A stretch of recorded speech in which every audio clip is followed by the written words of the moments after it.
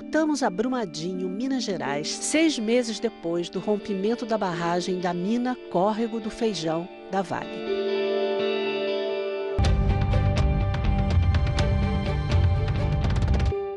Todo mundo perdeu tudo que tinha. Eu falo assim que a gente perdeu a gente, sabe? Hoje a gente sente um pouco de abandono. E meio que parece que está caindo no esquecimento tudo. Eu tenho muita tristeza porque na hora da tragédia eu não estava do lado dele, segurando na mão dele. Foi uma coisa pavorosa, mas para que ele sentisse a mãe perto era uma segurança para ele.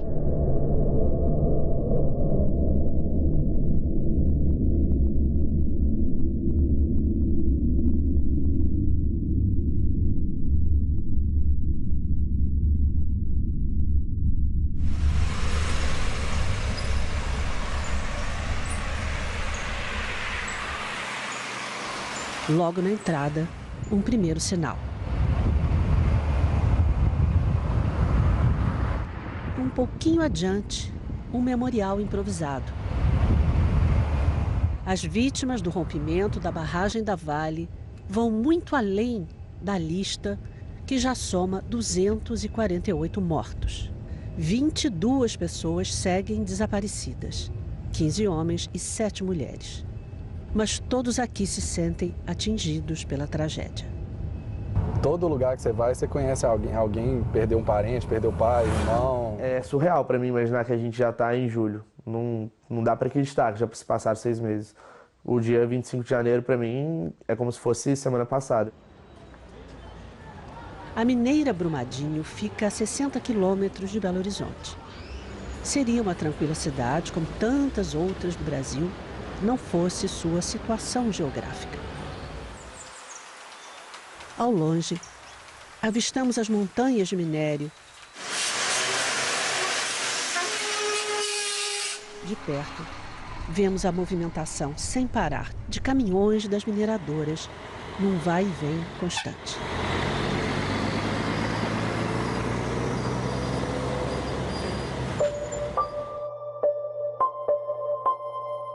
E quando olhamos do alto, acompanhamos, 6 meses depois, os estragos provocados pelo rompimento da barragem em 25 de janeiro.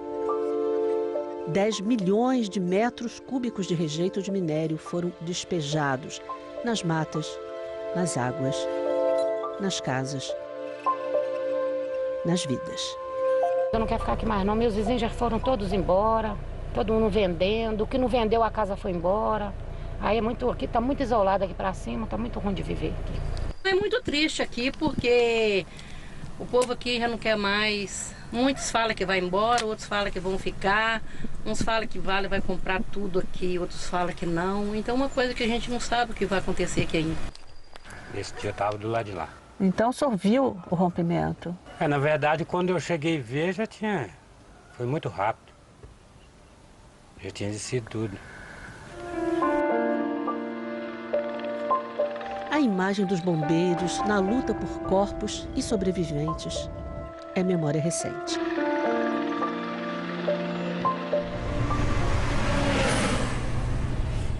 Seguimos rumo ao Parque da Cachoeira, um dos lugares mais atingidos pelo rompimento. A lama secou, uma vegetação brota por aqui, formando um cenário dramático. Como pode algum tipo de vida surgir na lama? Há 2 explicações. A primeira, sementes são trazidas pelo vento. A segunda, sementes estariam ali mesmo no solo. O ambiente muito úmido fez com que elas germinassem, resistindo inclusive no ambiente contaminado por rejeitos de minério. Aqui é como se o presente se tornasse o passado, ou será o contrário, o passado se tornando presente. E ao longe avistamos máquinas trabalhando sem cessar. Ela revira o rejeito, igual essas pilhas aqui, ó, foram todas reviradas. Eles vão revirando e os cachorros trabalham junto com eles. Aí assim que eles localizam o cachorro, consegue farejar alguma coisa, aí a operação para. Aí eles começam a cavar manualmente. Quando os cães farejam algum fragmento de vida, os bombeiros retomam o trabalho manual. A gente conta hoje com drones, com animais e com uma força de bombeiros especializada. A gente segue sem previsão de término das buscas. Enquanto a gente estiver encontrando segmentos, né, a gente não passa uma semana sem encontrar pelo menos algum segmento, né, que é encaminhado ao IML para identificação, a gente permanece nas buscas. Em 18 de julho, os bombeiros encontraram uma mochila na lama com documentos. Era de uma senhora, Rosária Dias da Cunha. O corpo de Rosária já tinha sido identificado. Aqui a gente encontrou uma bolsa, tem identificação aqui na bolsa. Ela nos leva a ter algum indício que possa ter algum corpo próximo, né? E aí a gente vai continuar as buscas, trabalhando no local aqui para dar uma melhor condição para a gente conseguir encontrar algum corpo, alguma coisa que possa acalentar as vítimas aí. Dona Yolanda vive à base de medicamentos. Ela tinha perdido um filho no ano passado e seu outro filho, Robert, é um dos 22 desaparecidos. Ele tinha 19 anos, era funcionário de uma empresa prestadora de serviço de limpeza para a Vale. Você tenta, você levanta, você anda, você espera. Já é 6 meses. Eu não consegui fazer a minha vida voltar como era antes. Não vou conseguir. Não vou poder despedir dele. Não pude. Não posso abrir um caixão, não posso fazer nada. Nada.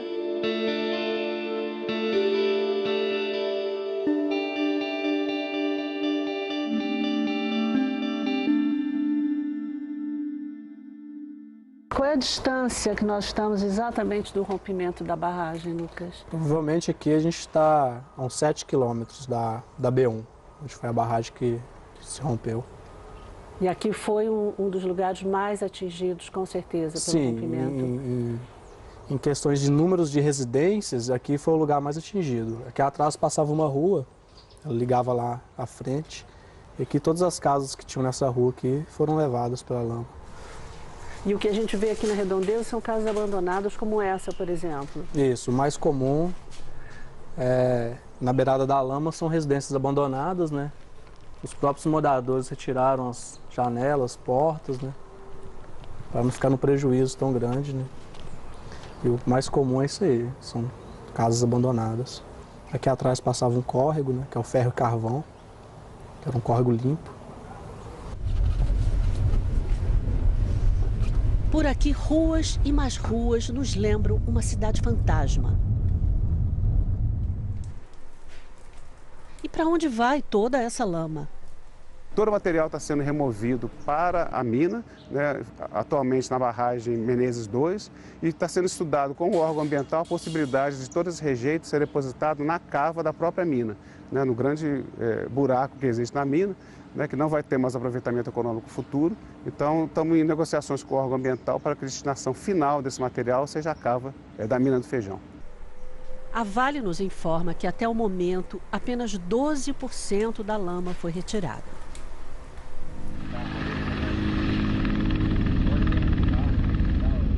Quando rompeu a barragem, a gente estava lá trabalhando como voluntário, a gente estava tentando ajudar na procura, na busca dos corpos, né? E 12 dias depois, após o rompimento da barragem, eu assumi a Coordenadoria de Defesa Civil. Essa casa que o morador está desaparecido, provavelmente ele deve estar soterrado aqui dentro da casa. Naquele mês de janeiro, Lucas acompanhou nossa equipe até uma das muitas casas totalmente destruídas. Agora, 6 meses depois, voltamos lá. É como se o tempo tivesse parado por aqui. O tempo, esse medidor de nossas vidas.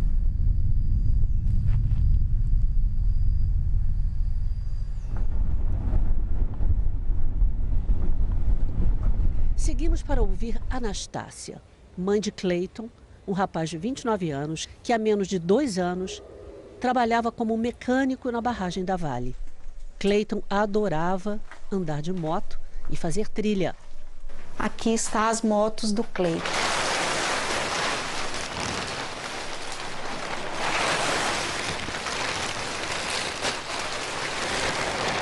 Ele amava essa moto para dar os passeios deles nos dias de folga, ele amava.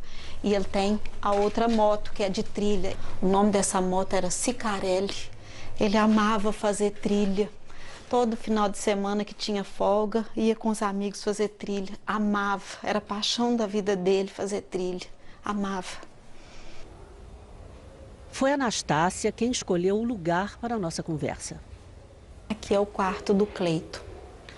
A cama do Cleiton, os capacetes do Cleiton, tudo dele, tudo aqui lembra o Cleiton. Está tudo do mesmo jeito, não tive condição de tirar nada. Não vou tirar nada, tudo ao meu tempo. Às vezes as pessoas falam comigo, nossa, mas você precisa mudar. Mudar para quê? A dor que eu sinto no meu peito, a falta que ele me faz, se eu tirar tudo aqui não vai mudar, então deixa tudo do jeito que está. Na verdade, essa dor da perda, a gente aprende a conviver, né? Nunca esquecer. Mas o dia que eu aprender a conviver, aí eu vejo o que eu vou fazer, porque eu já estou sofrendo tanto com a saudade do meu filho, então qualquer coisa que eu fizer vai me machucar mais. E eu não tenho necessidade de me machucar mais, porque já estou muito machucada. Você contaria pra gente onde é que ele estava? Não sei se é melhor, talvez, o Arthur contar. Não, eu conto. Então vamos lá, por favor. Na hora do acidente? Sim. Eu sei com certeza. Ele trabalhou a manhã inteira no ITM e na hora do almoço ele desceu para almoçar, ele mais 4 amigos, um motorista e um amigo e 2 colegas que trabalhavam com ele e ele. 2 colegas ficaram no restaurante para almoçar, a caminhonete levou ele até a oficina, que ele foi guardar as ferramentas e a caminhonete foi um pouco mais para frente, perto do pé da barragem, virou e retornou para o ITM lá em cima. Quando eles estavam voltando, desabou tudo. Toda a barragem veio abaixo. Então, eu tenho com certeza, o meu filho estava dentro da oficina, no momento da tragédia.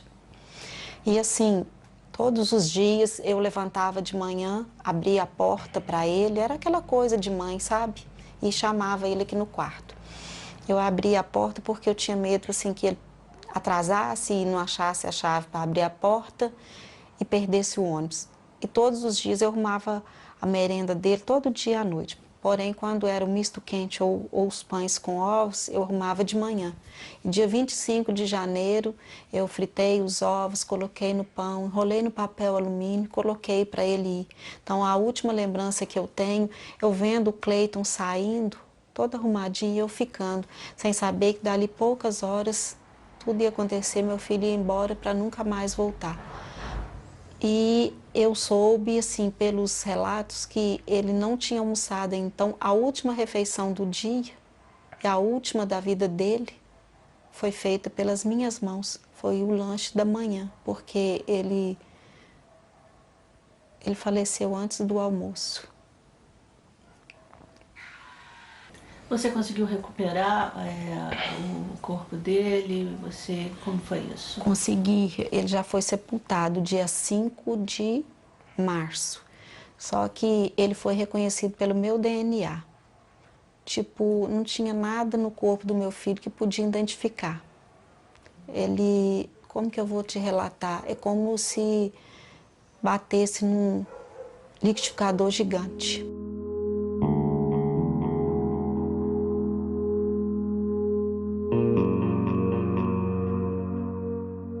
A barragem se rompeu ao 12h e 28 minutos, hora do almoço.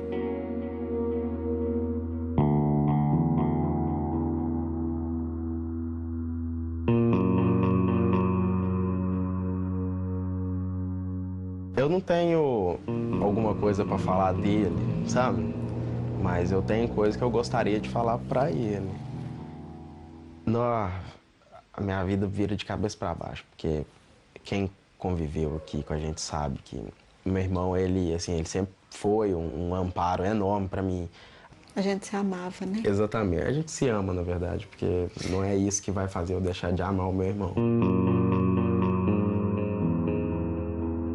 Aqui todos estão recebendo um pagamento mensal emergencial retroativo a 25 de janeiro. Esse pagamento mensal emergencial é um acordo construído junto ao juízo da 6ª Vara da Fazenda Pública em Belo Horizonte. É um acordo que garante a todo morador de Brumadinho e a toda pessoa que more de Brumadinho até a usina de Retiro de Baixo, até 1 quilômetro da calha do Rio Paraupeba. As pessoas já estão recebendo esse pagamento mensal emergencial. Um salário mínimo para adulto, meio salário mínimo para adolescentes e 1/4 de salário mínimo para crianças. Seguimos caminho e fomos conhecer um grupo de jovens moradores de Brumadinho. Eles criaram um grupo chamado Amigos de Brumadinho. São voluntários. Pelas paredes vemos os nomes das vítimas.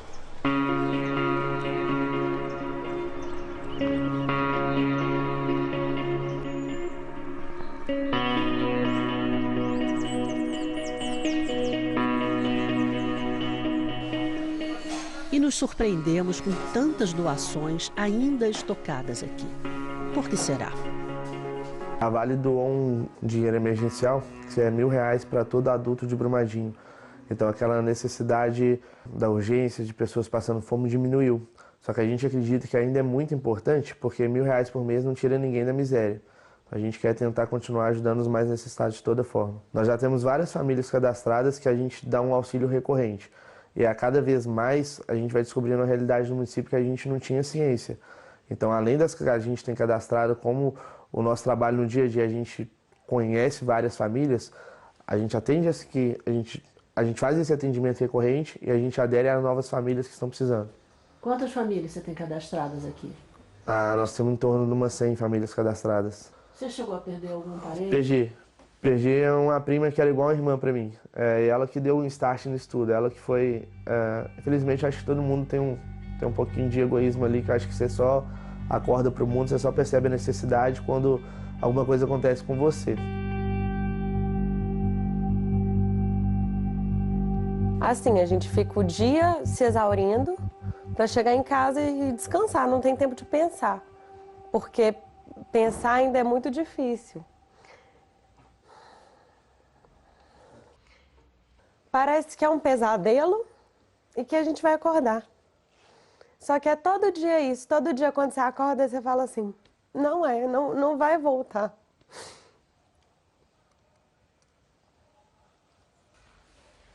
A sensação que a gente tem é como se tudo pudesse voltar para o dia 24 de janeiro, né? Isso. É isso que você está falando para mim. Justamente. E a gente perdeu muita coisa.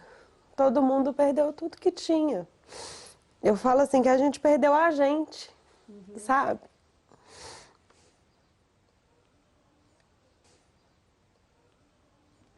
A gente ainda teve essa felicidade, a gente que está aqui junto, de conseguir se reinventar, né? A gente conseguiu pegar isso e transformar isso numa coisa boa. E é isso que dá força para continuar, porque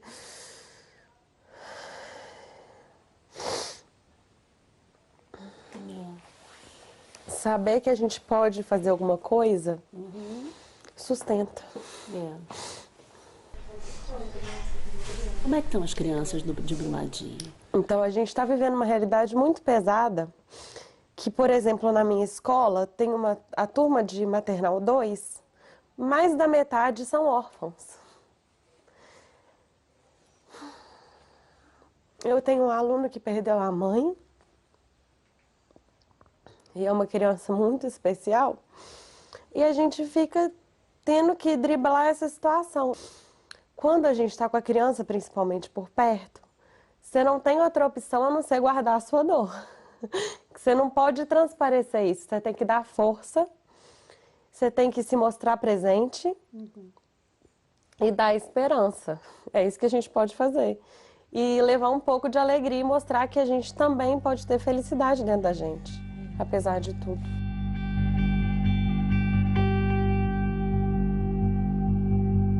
Eu perdi um tio porque era uma pessoa muito próxima e perdi muitos amigos, assim, pessoas que conviviam comigo e com a minha família. O meu tio, ele não era funcionário da Vale, ele era terceirizado, ele estava trabalhando em cima da barragem no dia do rompimento.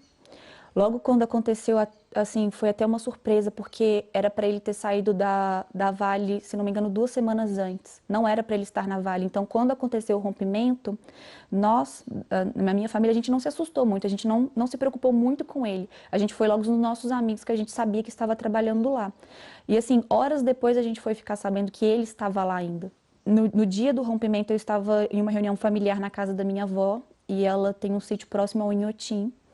Foi desesperador, assim, porque foi algo inesperado. A gente estava conversando e eu recebi uma mensagem no meu telefone de uma prima. Desculpa.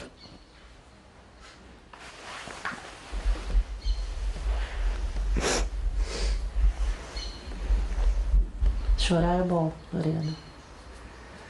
Ajuda, sabe, ao luto, ajuda a gente a entender as coisas. E você está fazendo um trabalho muito bonito, pode ter certeza disso, tá?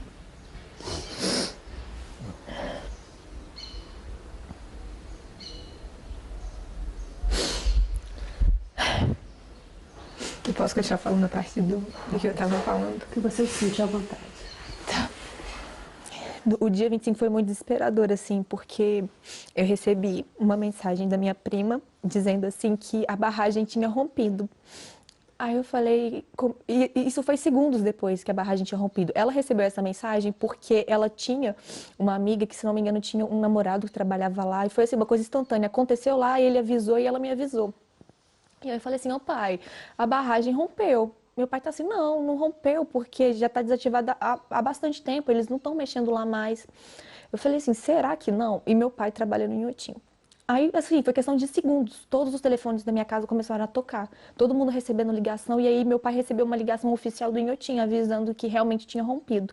Assim, em questão de segundos, a rua da casa da minha avó virou um caos. Era carro de polícia passando, avisando que era para as pessoas saírem da rua.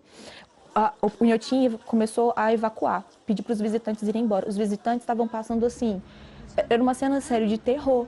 Você vê todo mundo saindo das suas casas, levando as coisas como podia dentro dos carros.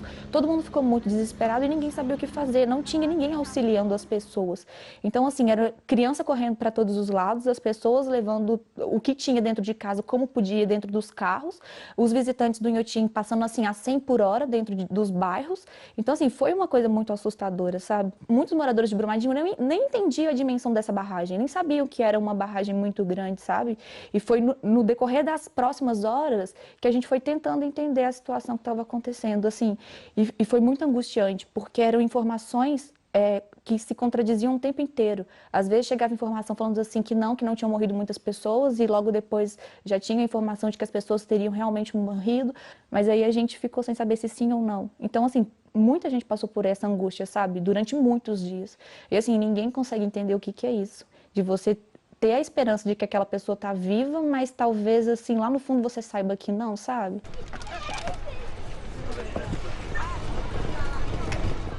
Fomos até o Inhotim, que fica a 5 quilômetros do centro de Brumadinho. Era uma quarta-feira, dia de visitação gratuita. Depois de uma queda grande no número de turistas por conta do rompimento da barragem da Vale, ver esse enorme museu a céu aberto, repleto, traz um pouco de alento.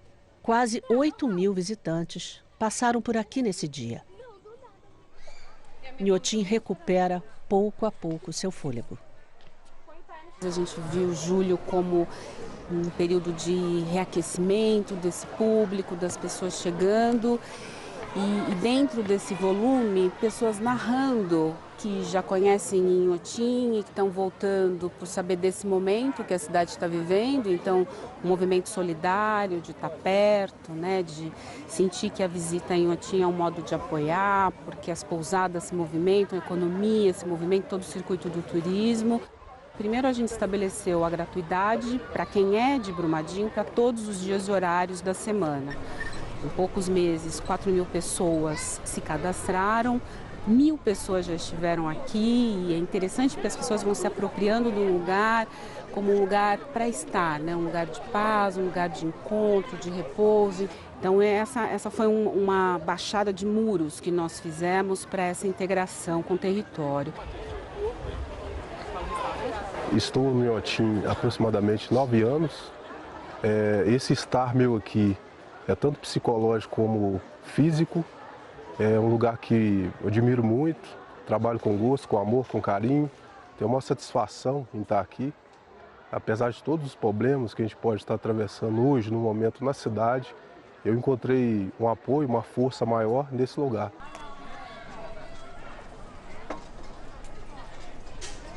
Eu estava aqui no Inhotim, no momento da tragédia, no momento real. A gente estava até na hora do almoço, eu estava lá em cima no local que a gente faz o descanso da gente ali. Então aconteceu que eu recebi uma ligação da minha esposa, dizendo que tinha rompido a barragem. Até no então eu sabia o potencial dessa barragem, que eu trabalhei dentro dessa mina durante um período de 6 anos. Eu conheci essa mina lá. Então o que acontece? Eu sabia que a gravidade era maior e sabia também o local que a minha irmã podia estar no local na hora do acidente. Eu sabia que ela estava numa linha de risco, que era a linha do almoxarifado, e que ela estaria envolvida naquilo. Tinha 90% de chance.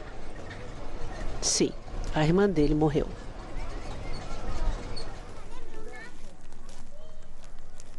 Escolhemos seguir até o alto do Inhotim, onde fica uma obra muito impactante. O artista Doug Aitken captou o som da terra a 200 metros de profundidade, instalando microfones, como se fosse num grande poço.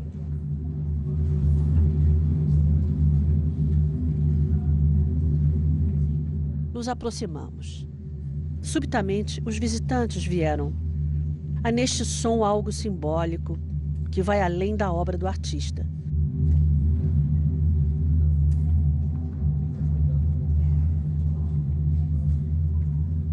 E que pode nos remeter àquele 25 de janeiro de 2019.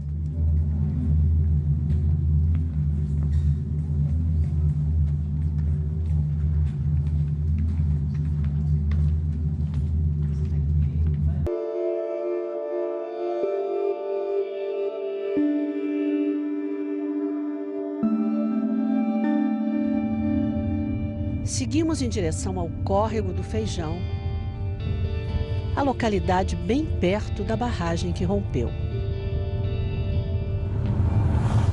Gustavo nos acompanha. Ele tem um restaurante em Brumadinho. Agora a gente está enfrentando outro problema aí, porque a galera recebendo esse dinheiro da Vale não está achando que muitos comércios tá precisando na cidade agora é de trabalhador, com muita gente parando de trabalhar por causa desse salário que está recebendo. Vivendo por um salário mínimo e largando os outros empregos.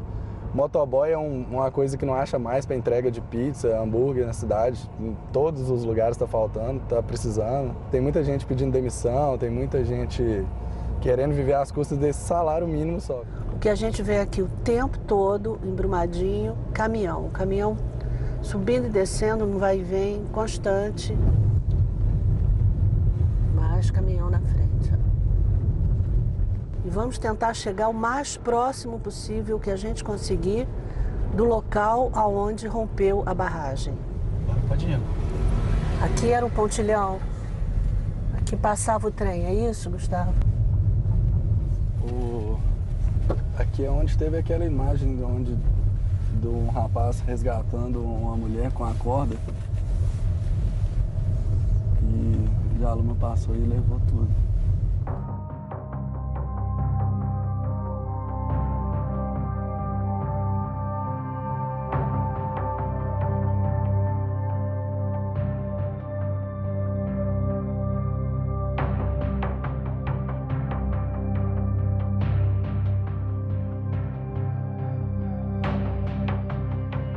Que eu me lembro é que era tudo mata fechada, hoje tem um espaço aí aberto onde que a lama passou, né? No final daquele ponto, a lama veio descendo, descendo e tomou tudo isso aqui. Sim, sim. Tinha uma pousada aqui perto, tinha uma... pontilhão também. A pousada foi engolida pela lama. 15 pessoas morreram e uma segue desaparecida.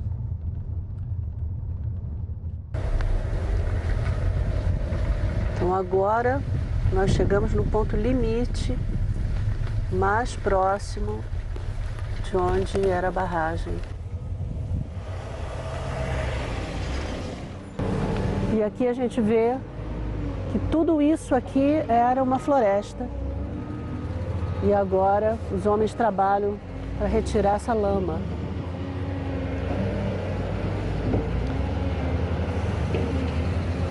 Você perdeu amigos, parentes? Então, eu tive vários pais de amigos, irmã, primo, tive bastante. Parente meu, graças a Deus não tive nenhum, mas conhecido vários também. E todo lugar que você vai, né, cada pessoa tem um amigo próximo, um parente que faleceu nessa lama aí.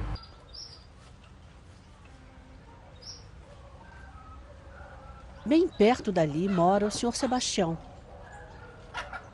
O estoque de água já nos sinaliza que aqui a água não é mais potável. Não mais.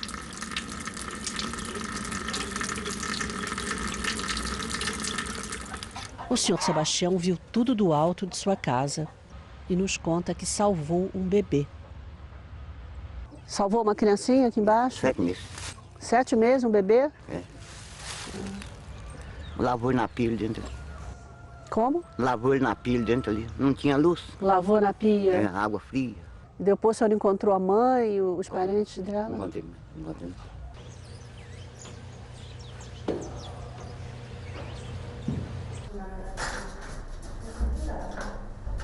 Thalita tinha chegado na casa da irmã em Brumadinho 4 dias antes do rompimento da barragem. A lama arrastou a casa, levou tudo. A irmã de Thalita conseguiu se salvar, mas sua filha morreu soterrada. Perdeu a filha, a única. Minha sobrinha faleceu. Thalita foi arrastada pela lama e agora, 6 meses depois, ainda se recupera. Já fez 4 cirurgias. Eu dentro da lama, parece um liquidificador. Estou lá dentro.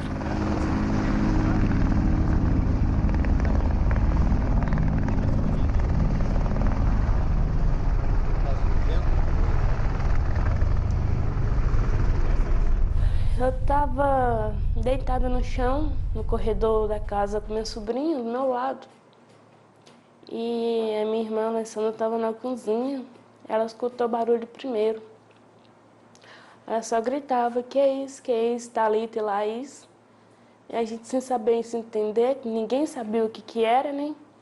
Porque a gente não sabia que lá tinha essa barragem de rejeitos. Então a gente levantou e foi direto para a sala. A gente começou a correr em círculo, não sabia por onde que ia, o medo. Aí eu vi uma água baixa, uma água suja mesmo. Aí vi aquela onda por cima da casa e carregaram a gente. Aí quando eu vi que uma coisa que sufocava, eu tampei o meu nariz e foi, até chegar na superfície.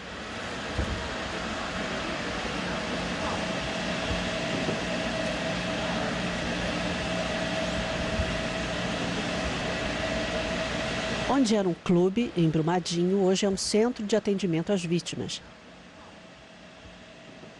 Essa calma aparente é só aparente. Aqui também é um centro de comando. E, claro, são muitas as providências a serem tomadas. Nós adequamos esse projeto numa condição... Diariamente, às 9 horas da manhã, nós temos uma reunião que chamamos de reunião de comando, com o Corpo de Bombeiros, com a Defesa Civil, com a Polícia Civil. Então, tratamos assuntos relacionados ao planejamento e execução das buscas, né, pelas vítimas ainda não encontradas, assuntos relacionados aos impactos de obras, né, e temos áreas ainda que não estão mapeadas, né, para serem exploradas do ponto de vista de buscas, mas a execução ainda não foi feita, né. Neste período de estiagem, é visível assistirmos ao rio Paraupeba muito castigado. Fizemos o fechamento da estaca prancha, né, que é uma barreira importante para evitar que esse rejeito chegue até o rio, né, e estamos concentrando então todo o tratamento entre o rompimento e o córrego Ferro do Carvão. Então são os primeiros 10 quilômetros onde está a maior concentração de material vazado, né, lembrando que a barragem tinha 12 milhões de metros cúbicos, cerca de 10 milhões vazaram, e a gente tem 6 milhões de metros cúbicos entre o ponto de rompimento e o córrego Ferro do Carvão. E à medida que o material do córrego do Ferro Carvão está sendo aproveitado, está sendo limpo e a água está sendo retornada com turbidez baixa e sem sedimentos, e essa estação de tratamento funcionando 24 horas por dia, a perspectiva é que a contribuição dessa água limpa melhore a condição geral do rio também.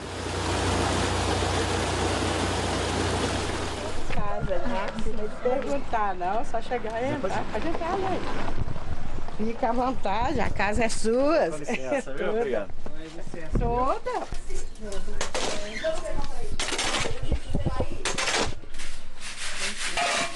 A casa está em reforma. Graças a Deus. Naí, dá uma força aqui. Os voluntários agora ajudam a reformar a casa da família de Nair. Sabe o que tem ali? Fugiu. Percebemos aqui uma corrente de afeto que vai se formando. Deixa eu te contar, essa máscara aqui tem superpoderes, tá? Se você... tem sim. Aqui no meio da casa. A ninhada dá um pouco de alegria para a casa da família, que fica bem pertinho de tantas casas abandonadas. Eu mudei para aqui 5 dias antes da barragem estourar. E recepção, assim, calorosa, né? E eu tinha saído para levar o Vitor no médico, que é meu menino especial, né? Aí eu levei os outros todos também. Foi quando a barragem estourou. Tinha um moço que fazia caminhada todo dia, um senhorzinho, que desapareceu. Eles acham que ele tem 2 semanas, que achou um corpo, acha que é dele. Mas só que não é nada comprovado ainda. Vê bem. Estourou. Quantas pessoas que morreu aqui? Quantas casas que foi destruída? Recupera? Não recupera mais. Por mais que a Vale tente, isso aqui não vai ser o que era antes. Não vai ser nunca o que era antes, sabe? Não só em coisas materiais, mas psicológico, as pessoas.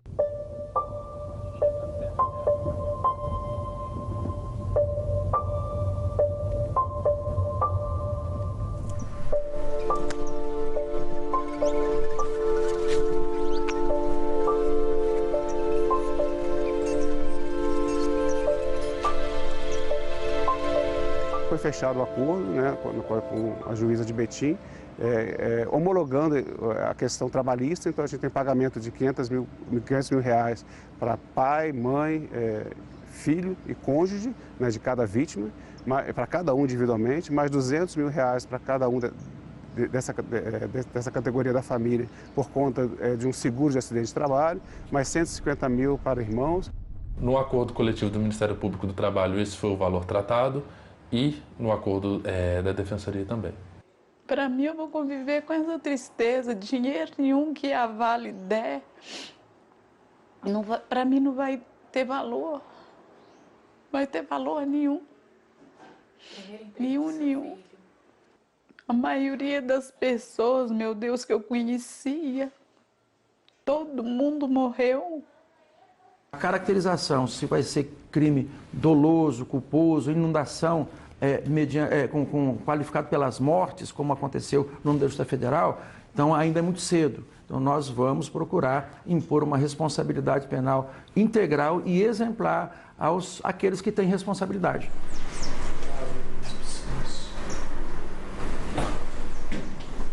A gente sabe muito bem que o tempo vai passando e a vida vai, de uma certa forma, tomando outra força.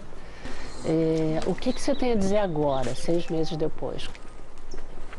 Hoje a gente sente um pouco de abandono. Porque no começo, né, o mundo todo estava voltado para Brumadinho. Brumadinho recebia muitos voluntários e meio que parece que está caindo no esquecimento tudo.